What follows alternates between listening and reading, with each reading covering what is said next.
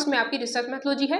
तो research mythology आप यहाँ पे देखिए, फर्स्ट क्वेश्चन जो आपका है कि निम्नलिखित में से कौन सा मात्रात्मक शोध पद्धति का उदाहरण है। ये रिसर्च मैथोलॉजी का पेपर है, तो रिसर्च मैथोलॉजी आपको काफी इंपोर्टेंट आपका रोल आपका प्ले करती है पीएचडी पीवाईक्यू पेपर्स में, ठीक है। रिसर्च मैथोलॉजी आपको करना जरूरी है। तो सबसे पहला जो क्वेश्चन है कि मात्रात्मक शोध पद्धति का उदाहरण है, तो मात्रात्मक जो शोध पद्धति है उसका उदाहरण क्या है, सर्वेक्षण है, सर्वे है, ठीक है। तो करेक्ट आंसर आपका क्या हो जाएगा, सी ऑप्शन, सर्वेक्षण, सर्वे आपका करेक्ट आंसर हो जाएगा। इंग्लिश मीडियम वाले स्टूडेंट के लिए भी साथ में पेपर है, तो इंग्लिश मीडियम वाले स्टूडेंट यहाँ पे इंग्लिश में देख लीजिए और हिंदी मीडियम वाली यहाँ पे देख लीजिए। वीडियो को पॉज करके देख लीजिए अगर आपके पास में टाइम अवेलेबल है, या फिर जो मैं कर रही हूँ उसके बेस पे आप अच्छे से करिए और नोट्स बनाते चलिए।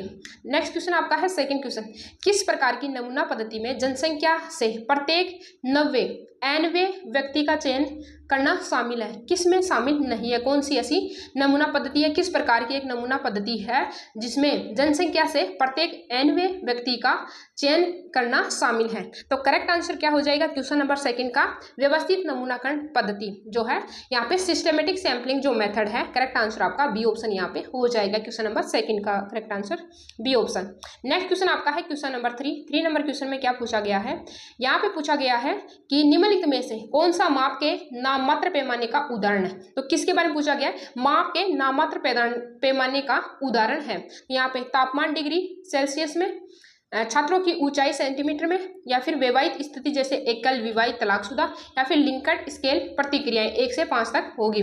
तो यहाँ पे किसके बारे में, कौन सा माप के नाममात्र पैमाने का उदाहरण है। तो करेक्ट आंसर आपका क्या हो जाएगा, नॉमिनल स्केल मेजरमेंट के बारे में यहाँ पे पूछा गया है। तो 3 नंबर क्वेश्चन का करेक्ट आंसर आपका हो जाएगा विवाहित स्थिति कि कितने विवाहित है, कितने अविवाहित है और कितने तलाकशुदा है। तो इनका डाटा आपका नाममात्र पैमाने का होता है, नॉमिनल स्केल का मेजरमेंट होता है। तो करेक्ट आंसर आपका सी ऑप्शन हो जाएगा क्वेश्चन नंबर 3 का।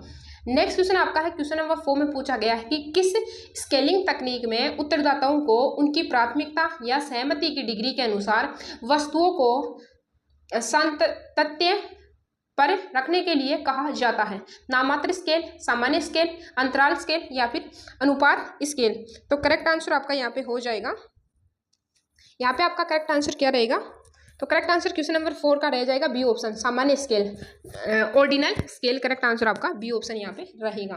तो 4 नंबर क्वेश्चन का करेक्ट आंसर आपका बी ऑप्शन हो जाएगा।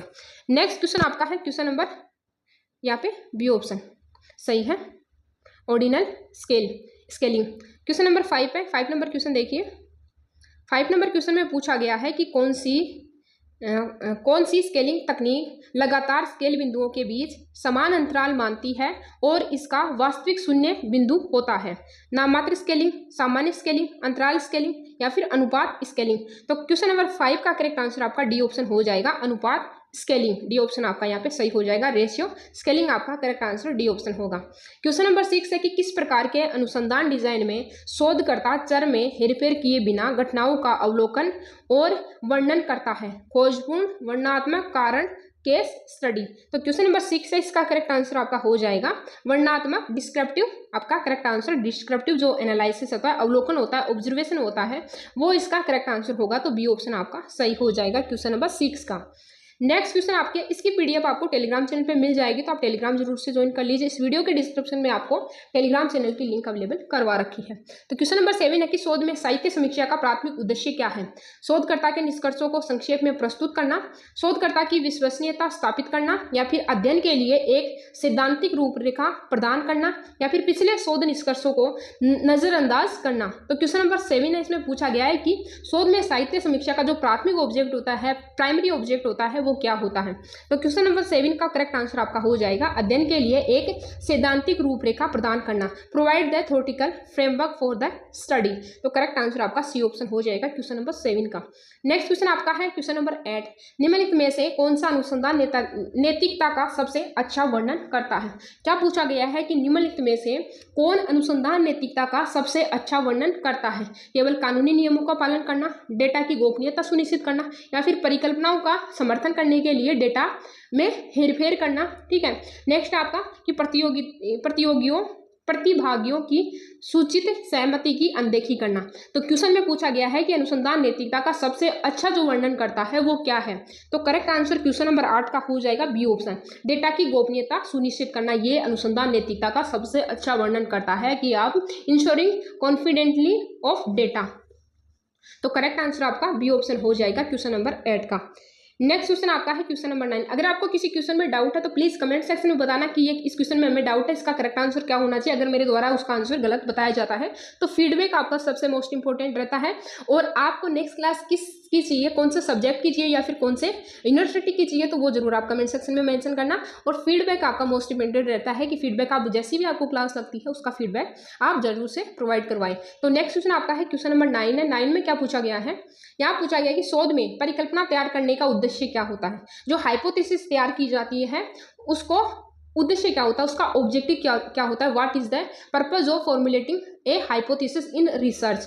तो इसका मेन ऑब्जेक्टिव क्या होता है, शोध के उद्देश्य शोधकर्ता के दृष्टिकोण को साबित करना, या फिर डेटा संग्रहण और विश्लेषण प्रक्रिया का मार्गदर्शन करना, या फिर परिणामों में हेरफेर करना, या फिर साहित्य समीक्षाओं से बचना। तो क्वेश्चन नंबर 9 है, इसका करेक्ट आंसर आपका है बी ऑप्शन, डेटा संग्रहण और विश्लेषण प्रक्रिया का मार्गदर्शन करना। यही आपकी शोध परिकल्पना तैयार करने का एक मेन ऑब्जेक्टिव है। किसका, शोध परिकल्पना तैयार करने का जो उद्देश्य है वो है डेटा संग्रहण और विश्लेषण प्रक्रिया का मार्गदर्शन करना। तो बी ऑप्शन आपका करेक्ट आंसर यहाँ पे हो जाएगा 9 नंबर क्वेश्चन का। नेक्स्ट आपका है क्वेश्चन नंबर 10 में पूछा गया कि निम्नलिखित में से कौन सा अच्छे शोध की विशेषता है। तो एक गुड जो रिसर्च होता है, अच्छे शोध जो है इसकी क्या विशेषताएं होती है, क्या कैरेक्टरिस्टिक्स होती है। पक्षपातपूर्ण निष्कर्ष, उद्देश्य में स्पष्टता का अभाव, या फिर ये बिल्कुल नहीं होगा, परिणामों की प्रतिपुष्टि, प्रस्तुत करने की योग्यता, या फिर अध्ययन का सीमित दायरा। तो यहाँ पे जो पूछा गया अच्छे शोध की विशेषता पूछी गई, आपके ये गुड रिसर्च की कैरेक्टरिस्टिक्स पूछी है, विशेषता पूछी है, तो वो क्या होनी चाहिए। क्या पक्षपातपूर्ण निष्कर्ष होना चाहिए, बिल्कुल नहीं होना चाहिए। उद्देश्यों की स्पष्टता का अभाव होना चाहिए, बिल्कुल नहीं होना चाहिए। या फिर परिणामों की प्रतिपुष्टि प्रस्तुत करने की योग्यता होनी चाहिए, या फिर अध्ययन का सीमित दायरा होना चाहिए। तो इसका करेक्ट आंसर आपका हो जाएगा क्वेश्चन नंबर 10 का सी ऑप्शन। अध्ययन का सीमित दायरा कैसे रखोगे आप, अगर आप रिसर्च ही करना चाहते हो तो इसका सीमित दायरा आपको नहीं रखना है। आपको जहाँ से जो भी डाटा मिलता है वहाँ से आप डाटा कलेक्ट करने की कोशिश कीजिए, उसका दायरा बढ़ाइए। ठीक है, ऐसे नहीं एक लिमिटेड दायरे में आप वो रिसर्च करना चाहते हो, उसका एरिया आपके पास में अवेलेबल, लेकिन उसको आप सीमित कर रहे हो, ऐसा नहीं माना जाता है। एक अच्छे शोध की विशेषता होती है कि आप जो परिणाम है उनको प्रतिपुष्टि प्रस्तुत करने की आप योग्यता रखते हो, आप एबिलिटी रखते हो कि जो परिणाम आए हैं उसको एक्सप्लेन कर सकते हो। तो करेक्ट आंसर आपका सी ऑप्शन यहाँ पे हो जाएगा क्वेश्चन नंबर 10 का।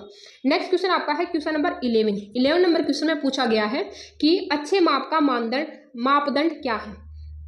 एक अच्छे माप का मानदंड क्या है। तो क्वेश्चन नंबर 11 है, इसका करेक्ट आंसर आपका क्या हो जाएगा, उच्च लागत, कम विश्वसनीयता, संगति और विषय निष्ठता। तो अच्छे माप का मापदंड क्या है। तो 11 नंबर का करेक्ट आंसर आपका संगति, सी ऑप्शन आपका यहाँ पे सही हो जाएगा। संगति आपका करेक्ट आंसर सी ऑप्शन हो जाएगा। क्वेश्चन नंबर 12 है कि निम्नलिखित में से कौन सा रवैया माप पैमाने का एक प्रकार है।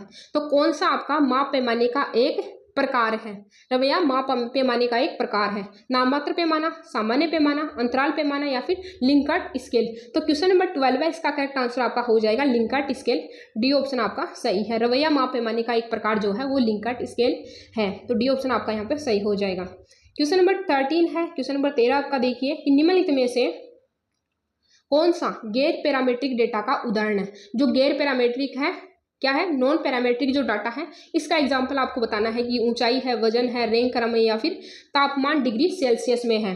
तो यहाँ पे जो क्वेश्चन नंबर 13 है इसका पूछा गया है, इसका करेक्ट आंसर रैंक क्रम जो है ये नॉन पैरामीट्रिक डेटा का उदाहरण है। नॉन पैरामीट्रिक जो डेटा है इसका एग्जाम्पल क्या है, रैंक क्रम आपका हो जाएगा। तो करेक्ट आंसर आपका सी ऑप्शन हो जाएगा।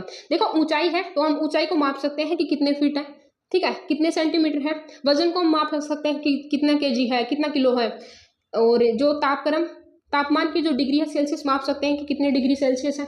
लेकिन जो रैंक का क्रम हम रैंक देते हैं फर्स्ट, सेकंड, थर्ड, या फिर अच्छा, बुरा, बैड, गुड, तो उसको हम क्या बोलते हैं, नॉन पैरामीट्रिक में शामिल करते हैं। तो सी ऑप्शन आपका यहाँ पे सही हो जाएगा क्वेश्चन नंबर 13 का। नेक्स्ट क्वेश्चन आपका है क्वेश्चन नंबर 14 नंबर क्वेश्चन में पूछा गया है यहाँ पे कि डाटा प्रोसेसिंग में संपादन का उद्देश्य क्या है। तो data, what is the purpose of editing in data processing. Data को श्रेणियों में व्यवस्थित करना, प्राथमिक डेटा एकत्रित करना, या फिर डेटा में त्रुटियों और विसंगतियों को ठीक करना, या फिर डेटा को ग्राफिकल रूप में प्रस्तुत करना। तो क्वेश्चन नंबर 14 है, 14 का करेक्ट आंसर आपका हो जाएगा डाटा में त्रुटियों और विसंगतियों को ठीक करना। क्या है, डाटा प्रोसेसिंग में संपादन का उद्देश्य क्या है, डेटा में त्रुटियों और विसंगतियों का ठीक करना। तो सी ऑप्शन आपका यहाँ पे सही हो जाएगा क्वेश्चन नंबर 14 का। नेक्स्ट क्वेश्चन आज की क्लास का है कि डेटा विश्लेषण में कोडिंग में क्या शामिल है। तो डेटा विश्लेषण में कोडिंग में क्या शामिल है? डेटा को श्रेणियों या समूहों में व्यवस्थित करना, डेटा को त्रुटियों को ठीक करना, या फिर कच्चा डेटा एकत्रित करना, या फिर डेटा को सारणीबद्ध रूप में प्रस्तुत करना। तो डेटा विश्लेषण में कोडिंग में क्या शामिल है? तो कोडिंग में आपका जो शामिल किया जाएगा वो किया जाएगा डेटा को श्रेणियों या समूह में व्यवस्थित करना। तो ए ऑप्शन आपका यहाँ पे सही हो जाएगा क्वेश्चन नंबर 15 का। नेक्स्ट क्वेश्चन आपका है क्वेश्चन नंबर 16 की डेटा विश्लेषण के संदर्भ में वर्गीकरण क्या है, क्लासिफिकेशन क्या है, classification in the context of data analysis. तो करेक्ट आंसर क्या होगा इसमें? डेटा को संख्यात्मक मान निर्दिष्ट करना, या फिर डेटा को श्रेणियों या समूह में व्यवस्थित करना, या फिर डेटा में त्रुटियों को ठीक करना, या फिर डेटा को ग्राफिकल रूप में प्रस्तुत करना। तो डेटा विश्लेषण के संदर्भ में वर्गीकरण क्या है? तो वर्गीकरण जो आपका है वो क्या है? डेटा को श्रेणियों या समूह में व्यवस्थित करना, जो भी आपका डेटा है उसको ऑर्गेनाइज करना इनटू कैटेगरी एंड ग्रुप्स में। तो करेक्ट आंसर आपका बी ऑप्शन यहाँ पे हो जाएगा क्वेश्चन नंबर 16 का। नेक्स्ट क्वेश्चन आपका है क्वेश्चन नंबर 17 नंबर क्वेश्चन में पूछा गया है कि डेटा प्रस्तुति की किस विधि में डेटा को पंक्तियों और स्तंभों में व्यवस्थित करना शामिल है? चित्र में प्रतिनिधित्व, सारणीकरण, चार्टिंग और रेखांकन। तो क्वेश्चन नंबर 17 है, इसका करेक्ट आंसर आपका हो जाएगा सी ऑप्शन। डेटा प्रस्तुति की किस विधि में डेटा को पंक्तियों और स्तंभों में व्यवस्थित करना शामिल है? तो करेक्ट आंसर आपका हो जाएगा सारणीयन, टेबुलेशन आपका बी ऑप्शन सही हो जाएगा। नेक्स्ट क्वेश्चन आपका है क्वेश्चन नंबर 18, एक से शोध रिपोर्ट का उद्देश्य क्या है? डेटा एकत्रित करना, कच्चा डेटा प्रस्तुत करना, अनुसंधान निष्कर्षों को संप्रेषित करना, या फिर डेटा विश्लेषण करना। तो एक शोध रिपोर्ट का उद्देश्य क्या है? जो रिपोर्ट होती है, रिसर्च रिपोर्ट होती है, उसका ऑब्जेक्टिव क्या होता है? तो एक शोध रिपोर्ट का जो उद्देश्य होता है वो होता है अनुसंधान निष्कर्षों को संप्रेषित करना। ठीक है, टू कम्युनिकेट रिसर्च फाइंडिंग्स। आपका रिसर्च का जो भी आपका परिणाम आया है उसको क्या करना? कम्युनिकेट करना, उसको बताना कि हमारा जो रिसर्च है, हमने ये रिसर्च किया, ये किस प्रकार का रिसर्च है, इसका परिणाम क्या आया है, वही आपका शोध निष्कर्ष को संप्रेषित करना, या फिर अनुसंधान रिपोर्ट का जो उद्देश्य होता है वो शामिल होता है। तो करेक्ट आंसर आपका सी ऑप्शन यहाँ पे हो जाएगा क्वेश्चन नंबर 18 का। नेक्स्ट क्वेश्चन आपका है, नेक्स्ट क्वेश्चन में पूछा गया है क्वेश्चन नंबर 19 नंबर क्वेश्चन में पूछा गया है यहाँ पे कि शोध रिपोर्ट लिखने के किस चरण में निष्कर्षों की व्याख्या की जाती है? जो शोध रिपोर्ट लिखने का जो कौन सा ऐसा चरण है जिसमें निष्कर्षों की व्याख्या की जाती है? परिचय होता है, कार्यप्रणाली होता है, परिणाम होता है, या फिर निष्कर्ष होता है? तो यहाँ पे क्वेश्चन नंबर 19 है, इसमें करेक्ट आंसर आपका हो जाएगा परिणाम। परिणाम में आप क्या करते हो कि शोध रिपोर्ट लिखने के किस चरण में निष्कर्षों की व्याख्या की जाती है? तो निष्कर्षों की व्याख्या किसमें की जाती है? परिणाम में किया जाता है कि आपका रिजल्ट कैसा आया है। ठीक है, तो करेक्ट आंसर आपका हो जाएगा यहाँ पे सी ऑप्शन आपका हो जाएगा। नेक्स्ट क्वेश्चन आपका है क्वेश्चन नंबर 20 नंबर क्वेश्चन में पूछा गया है कि किस शोध रिपोर्ट में संदर्भ देने का उद्देश्य क्या है? किस शोध रिपोर्ट में संदर्भ देने का उद्देश्य क्या है? रिपोर्ट में उपयोग किए गए स्रोतों को सूचीबद्ध करने के लिए, अतिरिक्त जानकारी के लिए, फुटनोट प्रदान करने के लिए, कच्चे डेटा को प्रस्तुत करने के लिए, या फिर डेटा को श्रेणियों में व्यवस्थित करने के लिए। तो क्वेश्चन नंबर 19 है, इसमें क्या पूछा गया है? क्वेश्चन नंबर 20 नंबर क्वेश्चन में पूछा गया है कि किस शोध रिपोर्ट में संदर्भ देने का उद्देश्य क्या है? शोध रिपोर्ट में संदर्भ देने का उद्देश्य क्या है? तो संदर्भ देने का उद्देश्य क्या है? तो ये है कि रिपोर्ट में उपयोग किए गए स्रोतों की सूचीबद्ध करने के लिए आपने जो भी रिसोर्स यूज किए हैं, जो भी स्रोत आपने यूज किए हैं रिसर्च के अंदर, उनको आपको क्या करना है? उसमें बताना है कि हमने इन सोर्सों के माध्यम से अपना रिसर्च कंप्लीट किया है। उनकी एक लिस्ट आपको किसमें? शोध रिपोर्ट के संदर्भ में आपको यहाँ पे लिखनी है। ठीक है, रेफरेंसिंग में आपको दिखाना है कि हमारी जो सोर्स कलेक्ट करने की, जो डाटा कलेक्ट करने की जो सोर्स है वो ये है।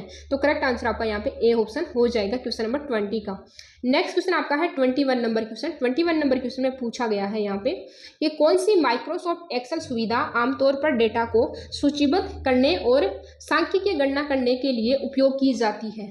पिवोट टेबल, चार्ट, सूत्र, या फिर मिक्रोज। तो क्वेश्चन नंबर 21 है, इसका करेक्ट आंसर आपका यहाँ पे हो जाएगा ए ऑप्शन। पिवोट जो टेबल है ये आपका करेक्ट आंसर हो जाएगा, जो माइक्रोसॉफ्ट एक्सेल की सुविधा से डेटा को सारणीबद्ध करने और सांख्यिकीय गणना करने के लिए उपयोग की जाती है, उसको कहते हैं पिवोट टेबल। तो करेक्ट आंसर आपका ए ऑप्शन हो जाएगा।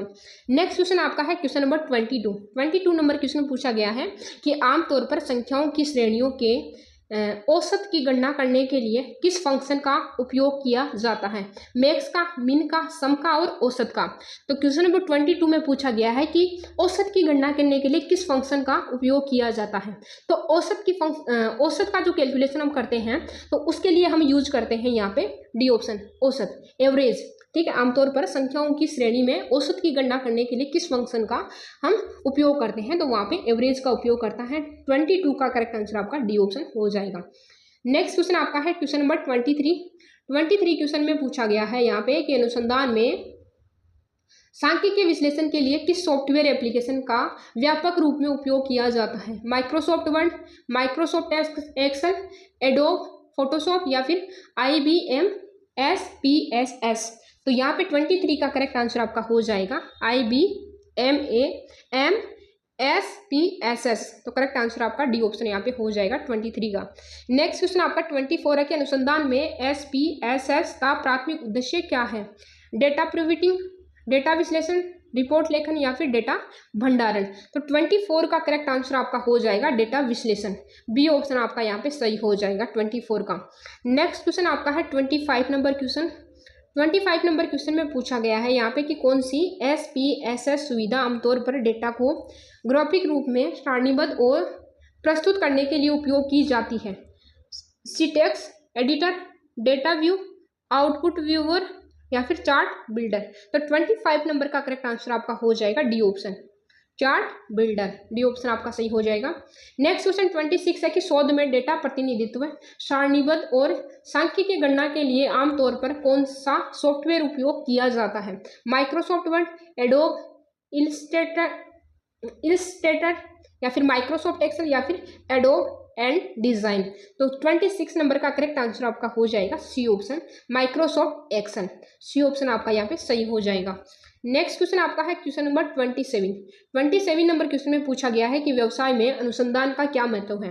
तो व्यवसाय में अनुसंधान का क्या महत्व है? यह केवल मुनाफा पैदा करने के लिए मदद करता है, यह निर्णय लेने के लिए अंतर्दृष्टि प्रदान करता है, यह केवल शैक्षणिक उद्देश्यों के लिए है, यह जगत में इनकी कोई प्रासंगिकता नहीं है।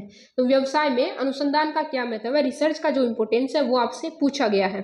तो रिसर्च का इंपोर्टेंस है, यह निर्णय लेने के लिए अंतर्दृष्टि प्रदान करता है। तो 27 का करेक्ट आंसर आपका हो जाएगा यहाँ पे, बी ऑप्शन आपका सही है। नेक्स्ट क्वेश्चन है क्वेश्चन नंबर 28 नंबर क्वेश्चन में पूछा गया है यहाँ पे कि किस विधि में शोधकर्ता एक सिद्धांत से शुरुआत करता है और फिर अवलोकन के साथ उसका परीक्षण करता है? आगमनात्मक तर्क, निगमनात्मक तर्क, अपहरणात्मक तर्क या फिर हाइपोथेटिको निगमनात्मक विधि। तो क्वेश्चन नंबर 28 है, इसका करेक्ट आंसर आपका हो जाएगा निगमनात्मक तर्क, डिडक्टिव रीजनिंग। आपका करेक्ट आंसर हो जाएगा बी ऑप्शन। नेक्स्ट क्वेश्चन आपका है क्वेश्चन नंबर 29 नंबर क्वेश्चन पूछा गया है कि कौन सा दृष्टिकोण आमतौर पर गुणात्मक अनुसंधान से जुड़ा है? तो गुणात्मक अनुसंधान से कौन सा आपका दृष्टिकोण है वो जुड़ा हुआ है? निगमनात्मक तर्क, आगमनात्मक तर्क या फिर प्रायोगिक डिजाइन या फिर मात्रात्मक विश्लेषण। तो क्वेश्चन नंबर 29 है, इसका करेक्ट आंसर आपका हो जाएगा आगमनात्मक तर्क। बी ऑप्शन आपका यहाँ पे सही हो जाएगा। किस विधि में शोधकर्ता डेटा इकट्ठा करता है, पैटर्न ढूंढता है और फिर एक सिद्धांत या परिकल्पना उत्पन्न करता है? निगमनात्मक तर्क, हाइपोथेटिको निगमनात्मक विधि या फिर आगमनात्मक तर्क या फिर अपहरणात्मक तर्क। तो क्वेश्चन नंबर 30 में आपका करेक्ट आंसर हो जाएगा अपहरणात्मक तर्क। तो डी ऑप्शन आपका यहाँ पे सही हो जाएगा। क्वेश्चन नंबर 30 का करेक्ट आंसर आपका डी ऑप्शन होगा। नेक्स्ट क्वेश्चन आपका है 31 नंबर क्वेश्चन में पूछा गया है कि आगमनात्मक तर्क का प्रयोग अक्सर शोध प्रक्रिया के किस चरण में किया जाता है? परिकल्पना तैयार करना, डेटा संग्रहण करना, सिद्धांत विकास करना या फिर साहित्य समीक्षा करना। तो 31 का करेक्ट आंसर आपका हो जाएगा सिद्धांत विकास। नेक्स्ट क्वेश्चन आपका है 32 नंबर क्वेश्चन। 32 नंबर क्वेश्चन में पूछा गया है कि विशिष्ट अवलोकनों से व्यापक सामान्यीकरणों की ओर बढ़ना किस विधि की विशेषता है? अवलोकन से व्यापक सामान्यीकरणों की ओर बढ़ना, विशिष्ट अवलोकनों से आपको व्यापक सामान्यीकरण की ओर बढ़ना किस विधि की विशेषता है? निगमनात्मक तर्क की, आगमनात्मक तर्क की, प्रायोगिक डिजाइन की या फिर गुणात्मक विश्लेषण की। तो करेक्ट आंसर 32 नंबर का होगा आपका बी ऑप्शन। बी ऑप्शन आपका यहाँ पे सही हो जाएगा आगमनात्मक तर्क, इंडक्टिव रिसर्च, इंडक्टिव रीजनिंग। आपका करेक्ट आंसर बी ऑप्शन हो जाएगा। नेक्स्ट क्वेश्चन आपका है 33 नंबर क्वेश्चन। 33 नंबर क्वेश्चन में पूछा गया है यहाँ पे कि निगमनात्मक तर्क में निष्कर्ष की वैधता इस पर निर्भर करती है। किस पर निर्भर करती है? अवलोकनों की चौड़ाई पर, एकत्रित किए गए डेटा की गहराई पर, या फिर प्रारंभिक सिद्धांत की सुदृढ़ता पर, या फिर सांख्यिकीय विश्लेषण का उपयोग। तो करेक्ट आंसर 33 नंबर का हो जाएगा सी ऑप्शन। प्रारंभिक सिद्धांत की सुदृढ़ता पर आपका निष्कर्ष की वैधता निर्भर करती है। निगमात्मक तर्क में निष्कर्ष की जो वैधता है वो निर्भर करती है प्रारंभिक सिद्धांत की सुदृढ़ता पर। तो सी ऑप्शन आपका यहाँ पे सही हो जाएगा 33 नंबर का। नेक्स्ट क्वेश्चन आपका है 34 नंबर क्वेश्चन। 34 नंबर क्वेश्चन में देखेंगे यहाँ पे पूछा गया है कि शोध पत्रों में स्रोतों का हवाला देने का प्राथमिक उद्देश्य क्या है। जो स्रोतों का जो हवाला देने का जो प्राथमिक उद्देश्य है वो क्या है? कानूनी परिणामों से बचने के लिए, मूल लेखकों की श्रेय देने के लिए, या फिर पेपर को लंबा करने के लिए, या फिर पाठक को भ्रमित करने के लिए। तो क्वेश्चन नंबर 34 है, इसका करेक्ट आंसर आपका हो जाएगा मूल लेखकों को श्रेय देने के लिए। तो बी ऑप्शन आपका सही है। नेक्स्ट क्वेश्चन है 35 नंबर और रिसर्च मेथोडोलॉजी का लास्ट क्वेश्चन है। निम्नलिखित में से कौन सा साहित्य चोरी का एक रूप नहीं है? तो साहित्य चोरी का एक रूप नहीं है मिलीभगत, उद्धरण, पेज राइटिंग, या फिर पोस्ट राइटिंग।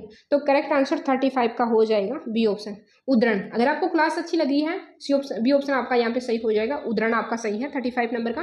अगर आपको क्लास अच्छी लग रही है तो क्लास को लाइक करिए, शेयर करिए, और वीडियो को अपने दोस्तों के साथ में शेयर कीजिए। आपके पास में जो भी ग्रुप है पीएचडी की, जो भी स्टूडेंट प्रिपरेशन कर रहे हैं उनको शेयर कीजिए, और क्लास का फीडबैक जरूर से प्रोवाइड करवाइए। तो आज की क्लास में हमने रिसर्च